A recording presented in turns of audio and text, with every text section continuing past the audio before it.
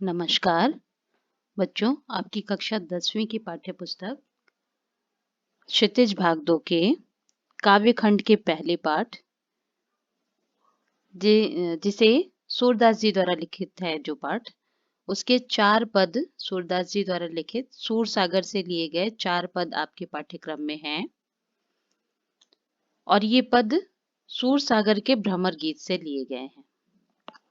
भ्रमर गीत इस प्रसंग का नाम इसलिए रखा गया है क्योंकि कृष्ण जब गोकुल से मथुरा आ गए और वापस नहीं जा सके तो उन्होंने उद्धव को गोपियों को समझाने के लिए उनके पास भेजा और उद्धव के द्वारा जो उन गोपियों को संदेश दिया गया था वह संदेश गोपियों को शुष्क लगा क्योंकि वो कृष्ण के सगुण रूप की उपासिका थी और उद्धव द्वारा दिया गया निर्गुण ब्रह्म का योग संदेश गोपियों को बिल्कुल नहीं अच्छा लगा, उन्हें बिल्कुल पसंद नहीं आया और इसी समय एक भ्रमर यानी एक भौरा आ गया।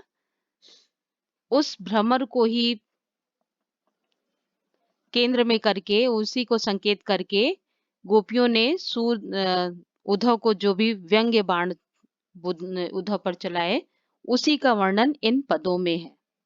यानी व्यंग्यात्मक शैली में गोपियों द्वारा उद्धव के लिए संदेश है।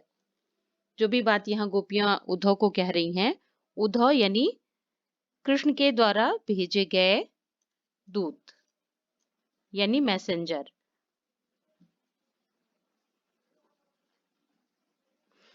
गोपियां कह रही हैं, उद्धव तुम हो अति बड़भागी।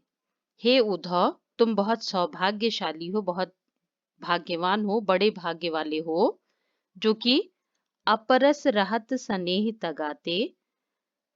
अपरस जो कि तद्भव शब्द है, इसका तत्सम है अस्पर्श, यानी स्नेह रूपी धागे से, तगा यानी धागा, स्नेह स्नेह, प्रेम, अपरस अस्पर्श, यानी आप कृष्ण जैसे प्रेम के सरोवर में रहते हुए भी प्रेम के धागे में नहीं बंधे हैं, ना ही न मन अनुरागी और ना ही आपके मन में किसी के प्रति प्रेम है और ना ही आपको किसी से प्रेम है। और अपनी इस बात को गोपियां उदाहरण के द्वारा बताती हुई कह रही हैं, पुरैन पात रहत जल भीतर। जिस तरह से पुरैन यानी कमल का पात, पत्ता, रहत जल भीतर, पानी के भीतर ही रहता है, पानी के अंदर ही रहता है, यानी कमल का जीवन जल के बिना नहीं है, फिर भी तारस देह न दागी, उस पर पानी की एक भी बूंद नहीं टिकती है। उसी प्रकार से उद्धव कृष्ण रूपी प्रेम सरोवर में रहते हुए भी प्रेम की परिभाषा से अपरिचित हैं। अब गोपियां दूसरे उदाहरण के माध्यम से उद्धव को समझा रही हैं, ज्यों जल माह तेल की गागरी।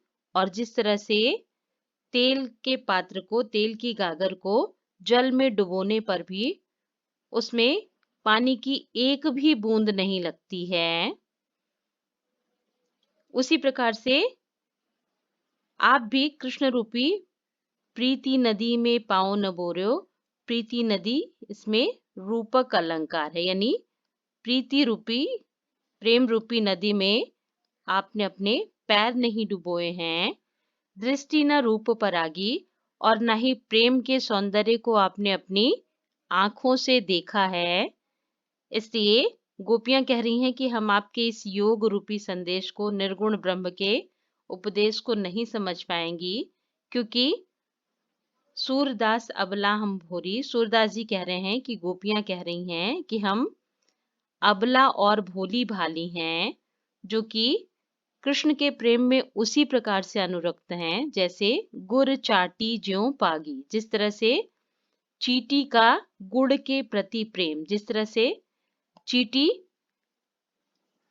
अपने जीवन को नष्ट कर देती है लेकिन गुड़ का साथ नहीं छोड़ती, उसी प्रकार से हम गोपियां भी भोली भाली और सरल हैं और अपना जीवन त्याग देंगी, लेकिन आपके इस योग संदेश को नहीं समझने वाली, उसे स्वीकार नहीं करने वाली।